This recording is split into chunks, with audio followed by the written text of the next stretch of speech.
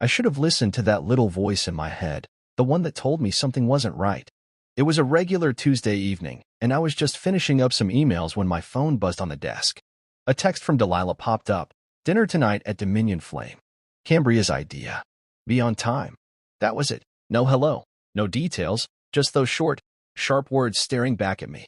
I frowned at the screen, my thumb hovering over the keyboard. Dominion Flame wasn't some cheap burger joint. It was the kind of place where the menu didn't even list prices because if you had to ask, you couldn't afford it. My stomach twisted a little. Why hadn't she mentioned this earlier? And why did it feel like an order instead of an invitation? I thought about texting back, maybe asking what was going on, but then I pictured Delilah's face, those tight lips she'd get when I questioned her plans. Guilt started creeping in, like it always did. She'd say I didn't support her enough, didn't care about her family. So, I grabbed my keys instead, telling myself it'd be fine. Just dinner, right? I could handle one night. The drive over was quiet, just me and the hum of the engine. I kept running through excuses in my head, ways to duck out early without starting a fight. Work's been rough. I'm beat, I'd say, or maybe, got an early meeting tomorrow. I rehearsed them like lines in a play, trying to sound casual. But deep down, I knew Delilah wouldn't let me off that easy. She had this way of pulling me into things, making me feel like I owed her my presence. By the time I pulled into the parking lot, the sky was turning a deep orange, and the restaurant loomed ahead like some fancy castle. I straightened my jacket, took a breath, and stepped out of the car. The valet gave me a nod as he took my keys, and I walked inside, the cool air hitting me as the doors swung open. The place was all polished wood and dim lights, with a chandelier hanging in the middle that looked like it was trying to prove something big, glittering, over the top. I scanned the room, and there they were, already seated at a long table near the back. Delilah, Cambria, and the rest of her crew, all laughing and clinking glasses like they'd been there for hours. My chest tightened. I was late, even though I'd rushed over. I started toward them, forcing a smile, but that little voice in my head wouldn't shut up. I should have said no. I should have stayed home. As I got closer, I saw Delilah glance my way for half a second before looking back at Cambria, who was mid-story, waving her hands like she was conducting an orchestra. No one waved me over or called my name. I stood there for a moment, hovering near the table, waiting for someone to notice. The chandelier's light bounced off their wine glasses, and the smell of expensive food, steak, maybe, or something drenched in butter, filled the air. I shifted my weight, my hands in my pockets, feeling like a stranger crashing a party. Delilah's text had said, "Be on time," but now that I was here, it didn't seem to matter. I cleared my throat, thinking maybe that'd get their attention, but the chatter just rolled on. Cambria's voice cut through, loud and sharp, something about a trip they'd all taken last year. I wasn't there for that one. Work had kept me back, and Delilah had gone without me. I didn't mind then, but standing here now, it stung a little. I took a step closer, ready to pull out a chair, when Cambria's eyes flicked to me. She paused, just for a beat, then went right back to her story. "No, hey, good to see you, or glad you made it." Nothing. Delilah didn't even look up. I stood there, the noise of the restaurant buzzing around me, and that gut feeling I'd ignored earlier came roaring back. This wasn't just dinner. This was something else, and I'd walked right into it. I don't know how long I stood there, maybe a minute, maybe less, but it felt like forever. My rehearsed excuses were still rattling around in my head, but they seemed useless now. I couldn't just leave, not yet. Delilah would call it dramatic, say I was overreacting. So, I swallowed the unease, pulled my hands out of my pockets, and decided to sit down. There was an empty chair at the far end of the table, tucked away like an afterthought. I started toward it, figuring I'd at least be part of the night, even if no one seemed to care. The table was covered in plates already, half-eaten appetizers, bread baskets, little dishes of sauce I couldn't name. They'd started without me. I didn't know why that surprised me, but it did. My shoes clicked on the hardwood floor as I moved, and I kept my head up, pretending I belonged. I could feel the weight of the room, the chatter from other tables, the clatter of forks and knives. I reached the chair, my hand brushing the back of it, ready to pull it out and settle in. That's when I heard Cambria's voice again, loud and clear, like she'd been waiting for me to get close. It stopped me cold, and I knew right then that whatever this night was, it wasn't going to end with me feeling good about it. I should have trusted my gut. I should have turned around and walked out. But I didn't. I stayed. And that was my first mistake. I stood there with my hand on the back of that empty chair, that would cool under my fingers, ready to slide it out and sit down. The table was alive with noise, Delilah's family laughing, glasses clinking, forks scraping plates. I'd made it through the awkward walk across the restaurant, past the chandelier and the waiters in their crisp black shirts, and now I just wanted to blend in, be part of it. But before I could even move the chair an inch, Cambria's voice cut through the air like a knife. That seat's for Uncle Saul. You know, family. Her words hit me square in the chest, and then came the laughter, sharp, quick, like a pack of dogs barking at a joke I didn't get. I froze, my hands still gripping the chair, my eyes darting around the table. Cambria leaned back in her seat, smirking, her perfectly manicured nails tapping her wine glass. Everett, her husband, snorted into his drink. The others, cousins, I think, or maybe some friends I didn't recognize, grinned like it was all harmless fun. And Delilah? My wife, the one who dragged me here? She just stared down at her plate, pushing a piece of bread around with her fork, silent as a stone. Not a word, not a glance, nothing to soften the sting. I stood there, feeling the heat crawl up my neck. Family. The word echoed in my head, twisting like a screw. I'd been married to Delilah for 6 years, showed up to every holiday, every birthday, every last-minute plan like this one. And now I wasn't family? My jaw tightened, but I didn't say anything. What could I say? Call them out and look like the bad guy? Walk away and prove I didn't belong? I looked at the chair again, the one meant for Uncle Saul, who wasn't even here yet, and then back at the table. It was long, sure, but there were no extra seats. No one shifted over, no one waved me closer. They just kept going, Cambria picking up her story, Everett chuckling, the wine flowing. I was still standing, still holding that chair, like some idiot waiting for permission. The restaurant hummed around me, other tables full of people eating, talking, living their nights, but I felt stuck, pinned in place by that one word, family. Finally, I let go of the chair. My hands felt heavy, useless. I glanced around, half hoping someone would notice, maybe say, hey, grab a spot here, but no one did. Delilah still wouldn't look at me. Her hair fell over her face a little, hiding her eyes, and I wondered what she was thinking. Did she agree with Cambria? Was this her plan too? I didn't know, and that made it worse. The laughter died down, but the smirk stayed, little flickers on their faces like they were waiting to see what I'd do. I couldn't just stand there forever, looking like a fool, so I turned and scanned the room.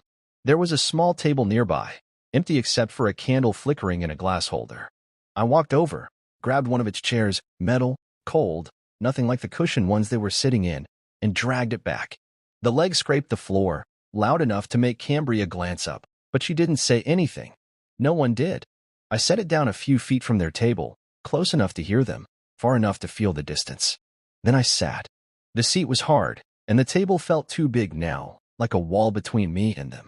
I folded my hands in my lap, staring at the back of Delilah's head.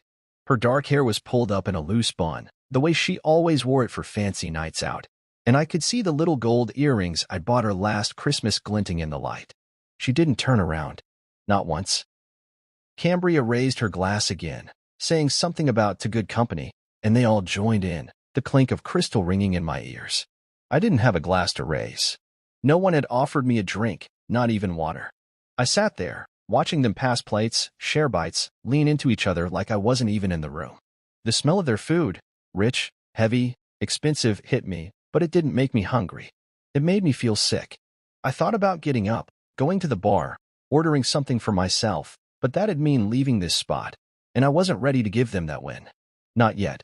A waiter passed by, his tray loaded with steaming plates, and I caught his eye. "Can I get a coffee?" I asked, keeping my voice low. He nodded and disappeared into the bustle. I didn't need coffee, not really, but it was something, a way to feel like I wasn't just a ghost hovering at the edge of their night. Cambria's voice rose again, loud and bright, talking about some vacation they'd all taken to Italy a few years back. I remembered that trip. Delilah had gone, said it was a sister's thing, and I'd stayed home, working overtime to cover the bills. I didn't mind then. I trusted her. But now, hearing them laugh about it, I felt the weight of being left out all over again. My coffee came, black and bitter, in a little white cup that looked out of place next to their wine and fancy plates. I wrapped my hands around it, letting the heat sink into my skin, and took a sip. It burned my tongue, but I didn't care. I just sat there, watching them, waiting for anything to change. But it didn't. They kept talking, kept laughing, kept acting like I wasn't there. And I kept sitting, too stubborn to leave, too hurt to join in. This table wasn't for me. They'd made that clear. But I stayed anyway, sipping my coffee, tasting the bitterness of more than just the drink. I sat there in that cold metal chair, the coffee cup warming my hands, watching them like I was stuck behind a glass wall. The table was loud, louder than it needed to be. Everett was going on about the Wagyu steak, how it melted in your mouth, how you couldn't get anything like it anywhere else. His voice boomed over the clatter of plates, and Cambria jumped in, shouting for the waiter like she owned the place. "Truffle fries. And lobster tail, 2 orders," she called, her eyes sparkling with that kind of excitement that made you feel small if you didn't match it. The wine kept coming, 2 big, dark bottles of Cabernet that the waiter poured like it was nothing. 3 of them already, maybe more. I couldn't keep track. They passed the glasses around, sipping and swirling, talking about the notes and the finish like they were experts. I didn't have a glass. No one offered me one. I didn't even have a menu. The waiter hadn't bothered to drop one in front of me, and they didn't ask if I wanted anything. So, I stuck with my coffee, the black steam curling up, the only thing on this side of the table that was mine. I kept quiet, my eyes moving from face to face. Cambria was leaning forward now, telling some story about a chef she'd met once, her hands waving like she was painting the air. Everett nodded along, cutting into his steak with a grin. The others, Delilah's cousins or whoever they were, laughed at all the right spots, their plates piled high with food I couldn't name. Delilah sat in the middle of it all, picking at her salad, her fork moving slow. She glanced at me once, just a flicker of her eyes, then looked away. No smile, no sorry, nothing. It was like I was a shadow she didn't want to deal with. I took another sip of my coffee, the bitterness hitting the back of my throat, and tried to figure out what I was doing here. I'd come because she asked me to, because she'd texted me like it mattered, but now I was just a prop, something they'd look at when they needed to. The noise of the restaurant buzzed around us, other people eating, talking, living their own lives, but at this table, I was invisible. I didn't know if that made me mad or just tired. Then Everett's voice pulled me out of my thoughts. He leaned back in his chair, wiping his mouth with a napkin, and looked right at me. "You good with this, man?" he said, loud enough for everyone to hear. "We figured you had it covered." His tone was casual, but there was something sharp underneath it, like he was testing me. I blinked, my hands tightening around the coffee cup. Covered? What did that even mean? I hadn't ordered anything, not the Wagyu, not the fries, not the wine. I hadn't even touched the breadbasket they'd passed around. But they all turned to look at me then, their faces a mix of smirks and blank stares, waiting for me to say something. I forced a smile, the kind that doesn't reach your eyes, and nodded. "Sure. Sounds festive." My voice came out flat, but they didn't care. Everett's smirk grew, slow and smug, like he'd just won something. He tapped his glass against Cambria's, and they laughed again, the sound grating on my nerves. I looked at Delilah, hoping she'd say something, anything to stop this, but she just sipped her wine, her lips tight, her eyes on the table. I sat back, the chair creaking under me, and watched them go on like nothing had happened. The waiter brought out the truffle fries, the smell hitting me hard, salty, rich, something I'd usually love. But I didn't want it. Not now. Cambria grabbed a fry, dipping it in some fancy sauce, and held it out to Everett like they were in some romantic movie. He took it, grinning, and the table erupted again, oohs and ahs, like it was the cutest thing they'd ever seen. I stared at my coffee, the surface still now, no more steam. It was getting cold, but I didn't care. I took another sip anyway, just to have something to do with my hands. The chatter rolled on stories about work, vacations, some cousin's new car. And I let it wash over me, a wave I couldn't swim in. They didn't ask me anything. Didn't check if I was hungry, if I wanted a bite. I was there, but I wasn't. And that smirk Everett had given me, it stuck in my head, replaying like a bad song. He'd said, "We figured you had it covered," and they'd all nodded along, like it was obvious. Like I was the guy who'd pick up the pieces, no questions asked. I looked around the table again, counting the plates, the glasses, the empty bottles. The food kept coming. Lobster tails now, pink and steaming, set down with a flourish. Cambria clapped her hands, delighted, and the others dug in, forks flashing under the chandelier's light. I wondered how much it all cost. Not that I'd see the bill yet, but I could feel it coming, heavy like a storm cloud. My coffee was almost gone now, just a thin layer at the bottom of the cup. I tilted it, watching it swirl, and thought about getting up, walking out, leaving them to their party. But I didn't. I stayed, my legs locked in place, my hands resting on my knees. I didn't know why. Maybe I wanted Delilah to look at me again, to see me sitting here, to say something real. Maybe I just didn't want to give them the satisfaction of watching me go. So, I stayed, quiet, watching that smirk echo across their faces, tasting the coffee's last bitter drop, and wondering how long I could keep pretending this was okay. I sat there, the empty coffee cup still in my hands, the chatter around the table growing louder as the night dragged on. The plates were piling up now, lobster shells, half-eaten steaks, little bowls of sauce scraped clean. Cambria was laughing about something, her voice bouncing off the walls, and Everett was pouring another round of wine, the dark liquid glugging into their glasses. I'd stopped counting the bottles. It didn't matter anymore. My eyes kept drifting to Delilah, sitting there with her perfect posture, her fork poking at whatever was left on her plate.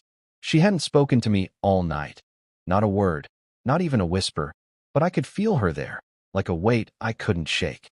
The restaurant was warm, the air thick with the smell of butter and garlic, but I felt cold, stuck in that metal chair, watching them live a night I wasn't part of. Then the waiter came back, a skinny guy with slick hair, carrying that little black folder like it was a bomb he couldn't wait to drop. He set it down right in front of me, the leather hitting the table with a soft thud that cut through the noise. The bill. I knew it was coming, but seeing it there, real and solid, made my stomach twist. Everyone got loud all of a sudden, like they'd rehearsed it. Cambria raised her glass high, her bracelets jangling, and called out, "To family." She shot a quick glance my way, her lips curling just enough to make it sting. The others joined in, their glasses clinking, their voices overlapping. Everett's deep laugh, the cousins' cheers, a toast I wasn't invited to. I didn't move.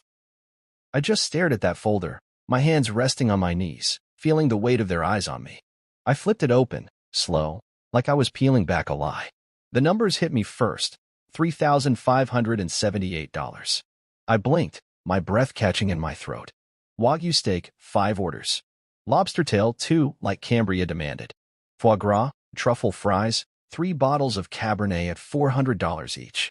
For desserts, something with chocolate and gold flakes, probably, knowing them. My coffee was on there too, a pathetic $4 at the bottom, like a punchline. None of it was mine. I hadn't eaten a bite, hadn't sipped their wine, hadn't asked for any of this. But there it was, $3,578, sitting in front of me like it was my job to fix it. I looked up, my eyes moving across the table. They were still talking, still laughing, but it felt staged now, like they were waiting for me to react. Cambria was twirling a fry in her fingers, Everett was leaning back with that smug grin, and the others were picking at their desserts, sneaking glances my way. Delilah finally spoke, her voice cutting through the haze. "Come on," she said, soft but firm, like she was talking to a kid. "It's not like you can't handle it."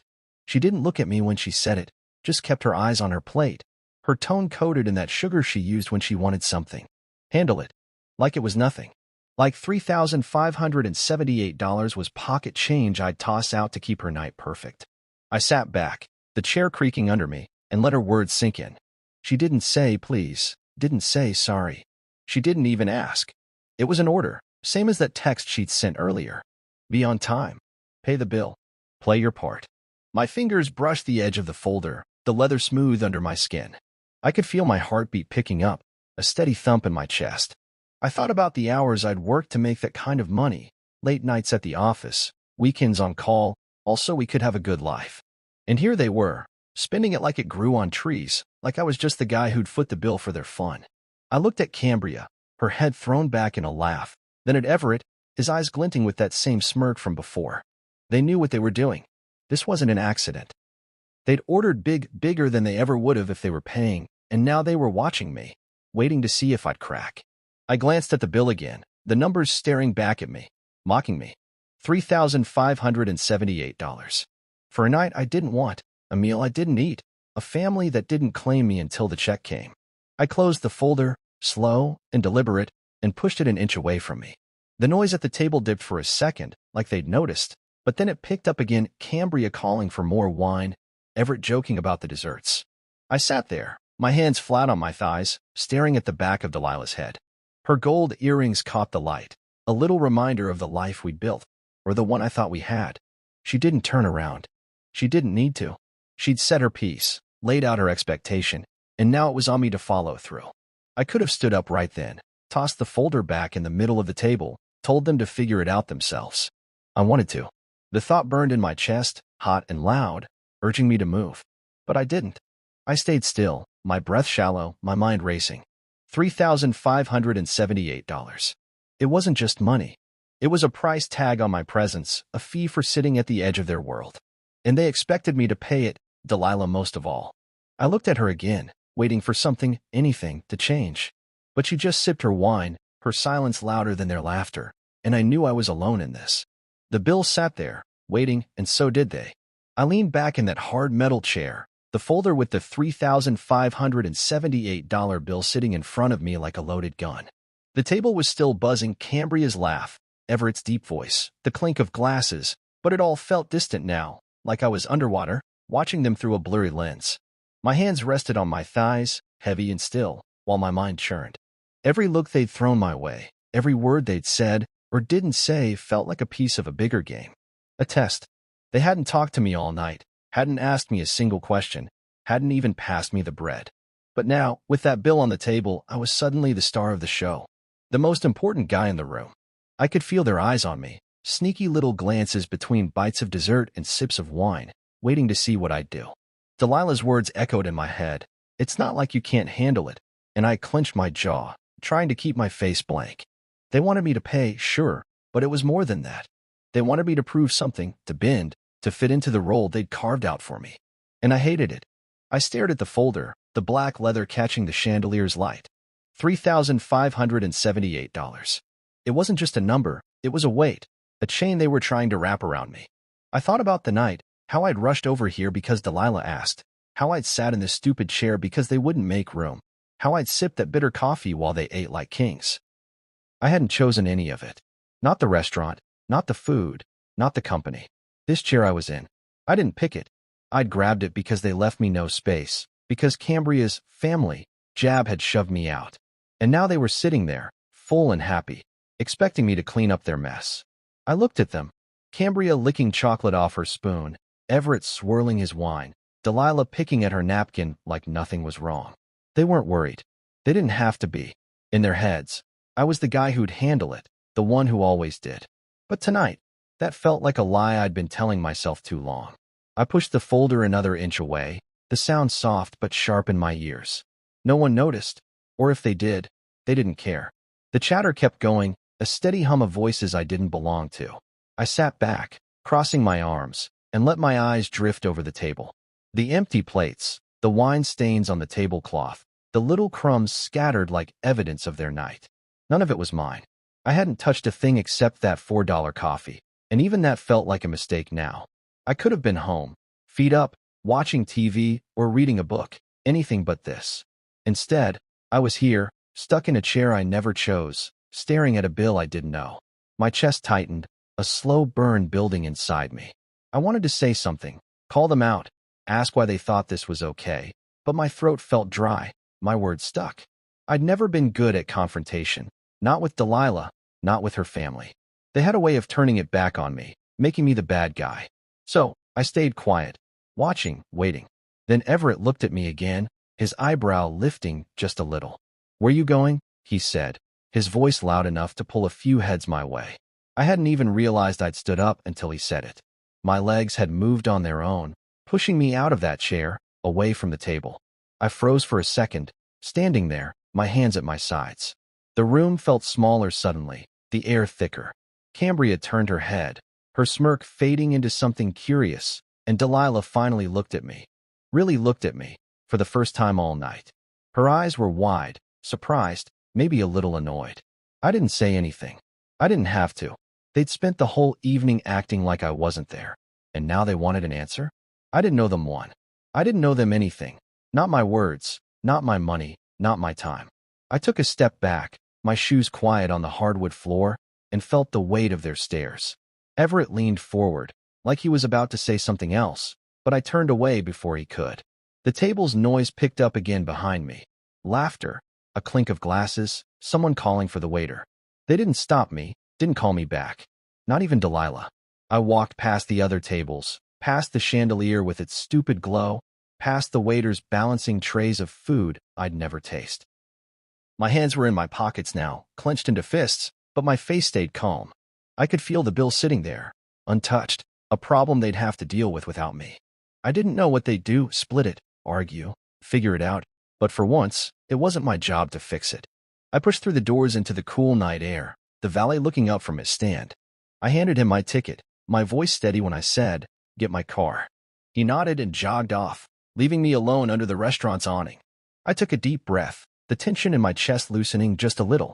I hadn't chosen that chair, that night, that bill. But I was choosing this, walking away. And it felt like the first real move I'd made all night. I stood under the awning, the night air cool against my face, waiting for the valet to bring my car. The restaurant's noise faded behind the glass doors, Cambria's laugh, Everett's booming voice, the clatter of their perfect little world. I shoved my hands deeper into my pockets, my breath fogging in the dim light, and tried to shake the weight of that table off me. I'd left the bill there, $3,578 sitting untouched, and I could still see Delilah's wide eyes in my head, that flash of surprise when I stood up. She hadn't said a word to stop me. None of them had. And now I was out here, free for the first time all night. But my chest still felt tight, like something was chasing me. The valet pulled up with my car, the engine rumbling soft and familiar, and I tipped him a couple bucks before sliding into the driver's seat. I didn't look back as I pulled away, the tires crunching on the gravel lot, the restaurant shrinking in my rearview mirror. I thought that'd be it, me driving off, them figuring out their mess. But then my phone buzzed. I glanced at it in the passenger seat, the screen lighting up with Delilah's name. One call. I let it ring, my hands tight on the wheel, the road stretching dark ahead of me. It stopped, and I thought maybe she'd give up. But then it buzzed again. And again. I kept driving, the city lights blurring past, but the buzzing wouldn't quit. By the time I hit a red light, I picked up the phone to silence it, and saw the number, 157 missed calls. My stomach dropped. I scrolled through, the screen a mess of names, Delilah, Cambria, Everett, even one of the cousins whose name I couldn't remember. Texts too, piling up like a storm. "We're still here. Where did you go? Don't be dramatic." Each one hit like a jab, sharp and quick, trying to pull me back. I tossed the phone back onto the seat, the light turning green, and pressed the gas harder than I meant to. 157 calls in. What, 10 minutes? They weren't letting this go. They weren't letting me go. The phone kept buzzing as I drove, a steady hum under the sound of the engine. I turned up the radio, some old rock song filling the car, but it couldn't drown them out. I pictured them back at the table. Delilah frowning at her phone, Cambria rolling her eyes, Everett probably cracking a joke about me bailing. They'd turned it around already. I could feel it. This wasn't about what they'd done, the bill, the cold shoulder, the way they'd boxed me out. No, it was about me now, how I'd reacted, how I'd walked away. My phone lit up again, and this time it was a voice memo from Cambria. I hesitated, my thumb hovering over the play button, then pressed it. Her voice came through, loud and clipped. "You're embarrassing, Delilah. This is a family night." I let out a short, dry laugh, the sound bouncing off the dashboard. Family night. Funny how I was only family when they needed something, when the check landed, when they wanted me to nod along and pay up. I deleted the message, my fingers shaking a little, and kept driving. I didn't know where I was going, just away. The streets of Austin rolled by, neon signs and late-night traffic, the city alive while I felt half dead inside. 157 missed calls. It wasn't just a number, it was a demand. They wanted me to turn around, to explain myself, to fix it. I could see Delilah's face in my mind, that tight-lipped look she'd get when she was mad but wouldn't say it. She'd call me selfish later, say I'd ruined her night, her time with her sister. Cambria's voice memo played on a loop in my head, embarrassing Delilah, and I gripped the wheel tighter. Embarrassing her? I'd sat there all night, quiet, taking their jabs, swallowing their smirks, and now I was the problem? I thought about calling back, telling them exactly what I thought of their family night. But I didn't. What was the point? They'd twist it, make me the bad guy anyway. So, I drove, the phone buzzing like a wasp I couldn't swat. I pulled into a gas station, the bright light stinging my eyes, and cut the engine. The phone was still going, 160 calls now, more text flashing across the screen. I picked it up, scrolling through the messages again. Delilah's last one said, "Just come back. We'll talk." Talk. Like that'd change anything. I could go back, sit down, pay the bill, and they'd act like nothing happened. They'd laugh, pour more wine, and I'd be right back in that chair I never chose, playing the part they wanted. My thumb hovered over the reply button, the words I wanted to say burning in my throat. You made this mess, not me, but I didn't type them. Instead, I turned the phone off, the screen going dark, and dropped it into the center console. Silence hit me hard, the kind I hadn't felt all night. No buzzing, no voices, just the hum of the gas station's lights and the faint sound of cars on the highway.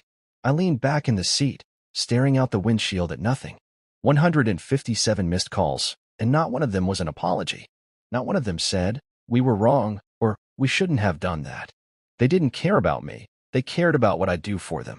I closed my eyes, the night replaying in my head, the smirks, the bill, Delilah's silence. I'd walked away, but they weren't letting me go that easy. They wanted me to feel guilty, to run back and make it right. But sitting there, alone in my car, the anger started to fade into something else, something clearer. This wasn't my fault. I didn't owe them a response, or my money, or my pride.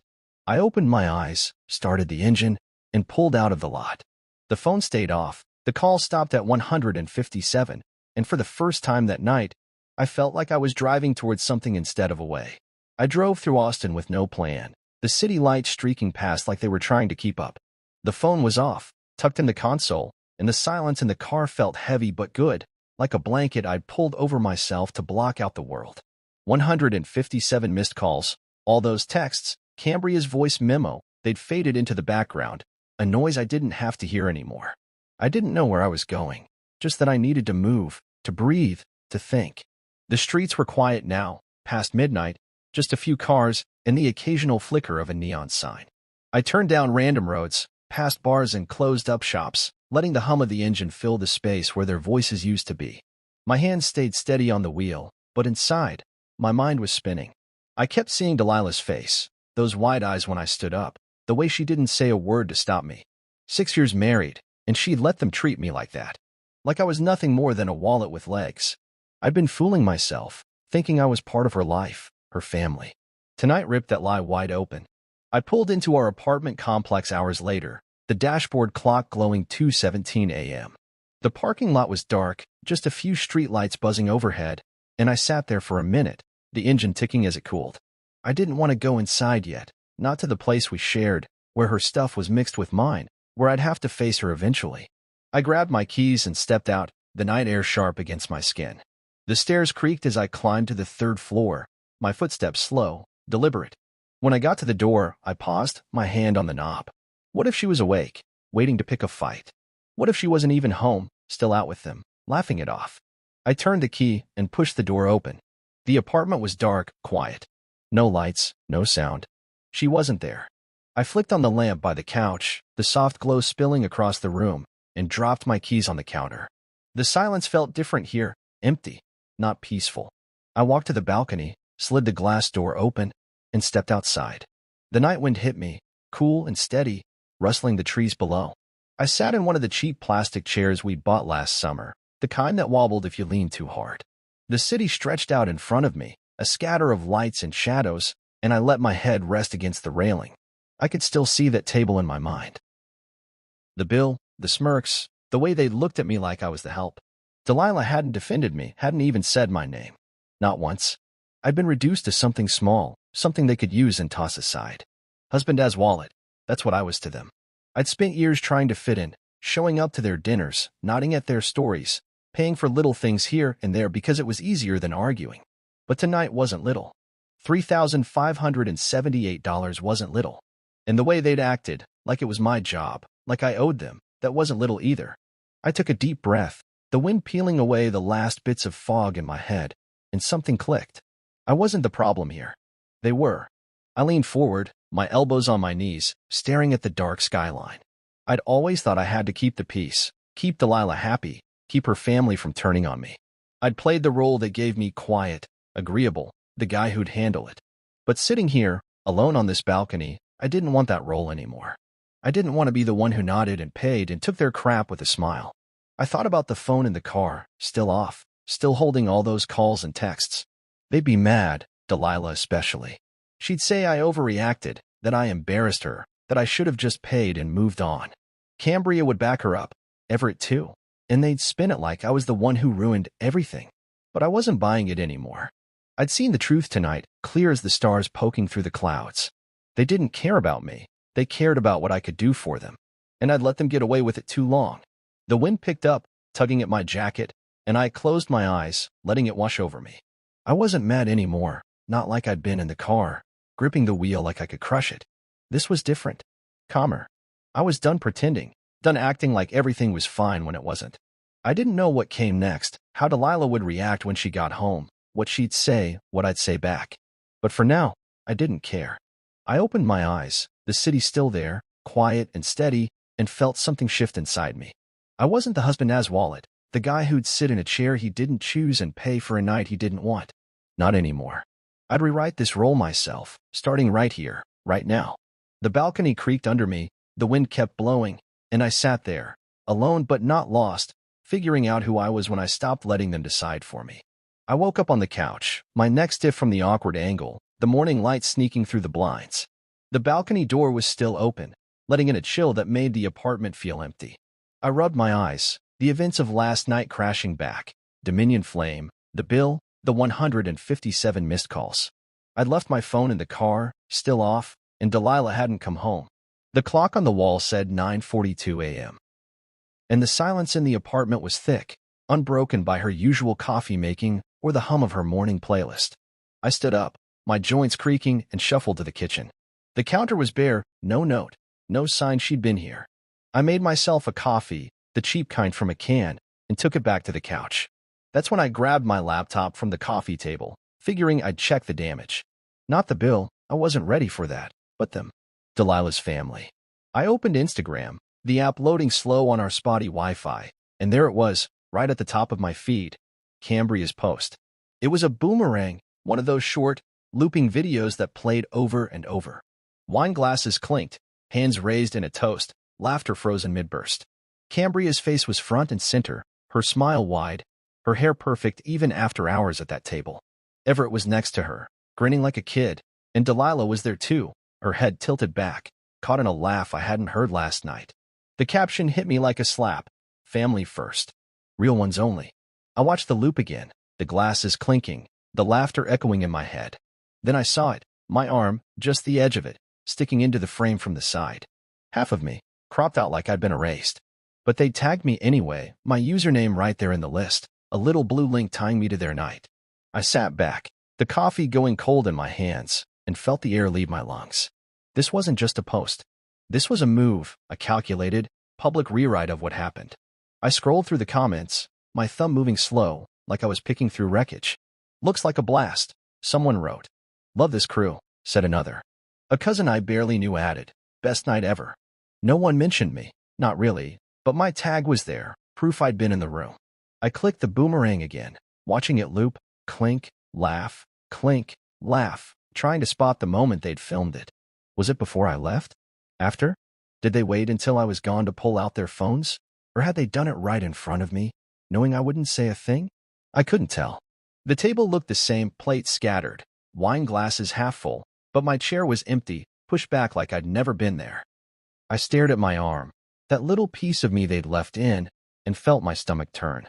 They'd cropped me out on purpose, but kept the tag to use me anyway, to show I was there, to make it look like I was part of their family-first story. It wasn't an apology. It was control. I closed the laptop, the screen going dark, and leaned my head back against the couch. The coffee sat untouched on the table, the steam long gone. I thought about last night, how I'd sat there, quiet, taking their smirks, how I'd walked away when the bill landed. I'd thought that was the end of it, that I'd gotten out. But this was them pulling me back in, rewriting the night so they came out clean. Family first. Real ones only. The words stuck in my throat, bitter and sharp.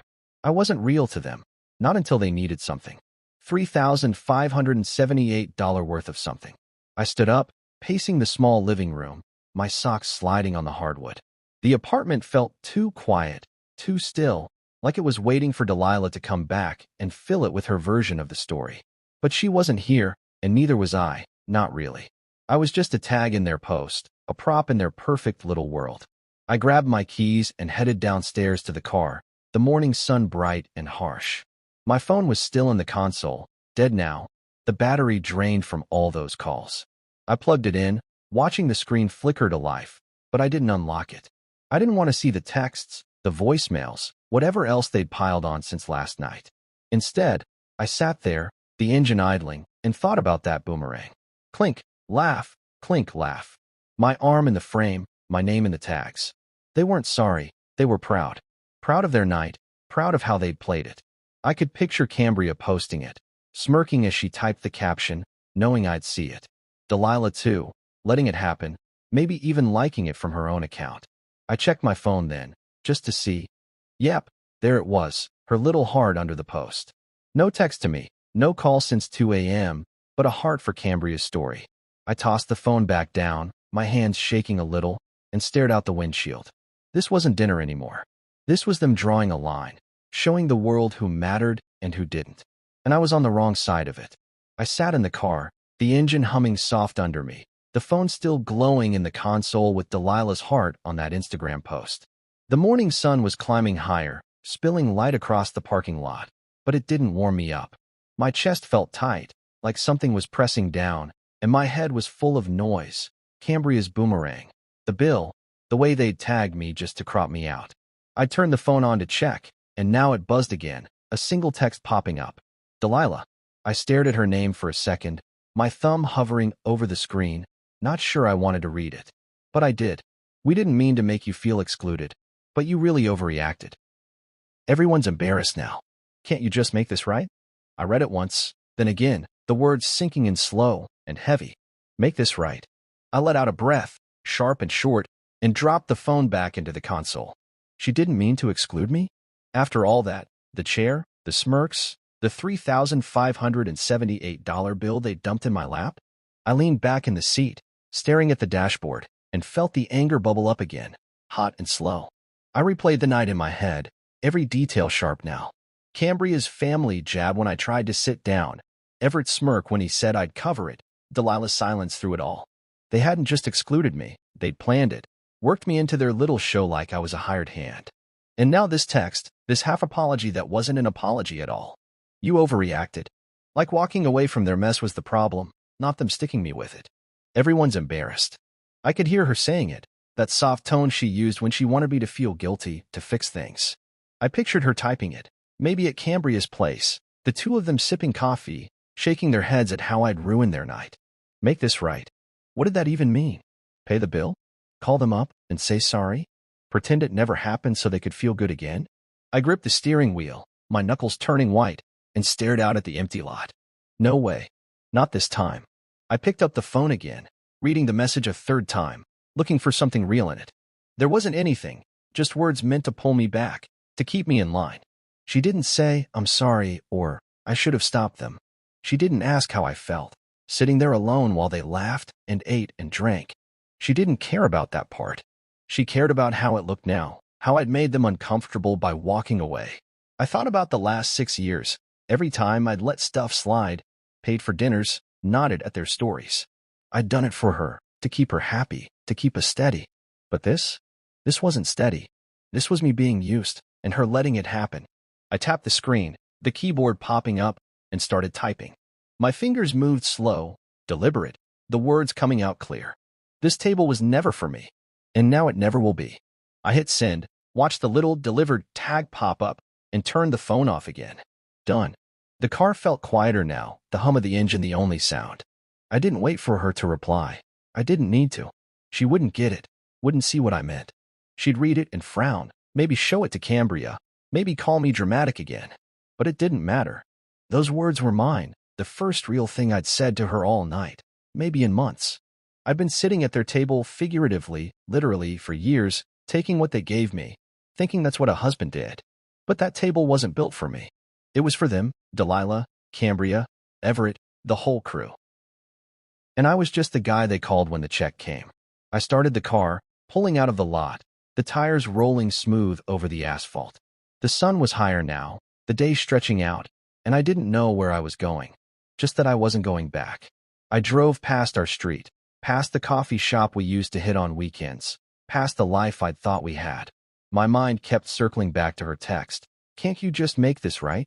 And every time, it hit harder. Right for who? For them, sure. Pay the bill, smile, let it go, and they'd be fine. But what about me? Where was my right in this?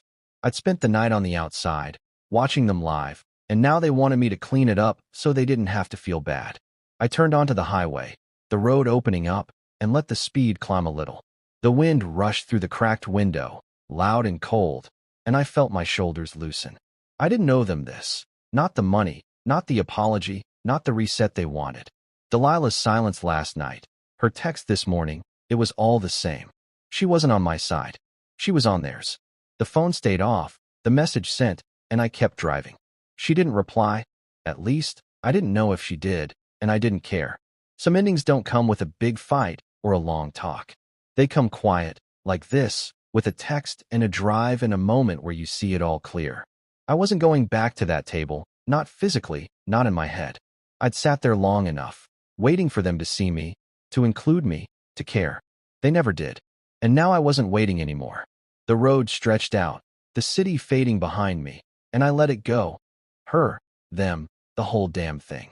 Clarity wasn't loud. It was this, me, alone, driving away, done with a role I never should have taken.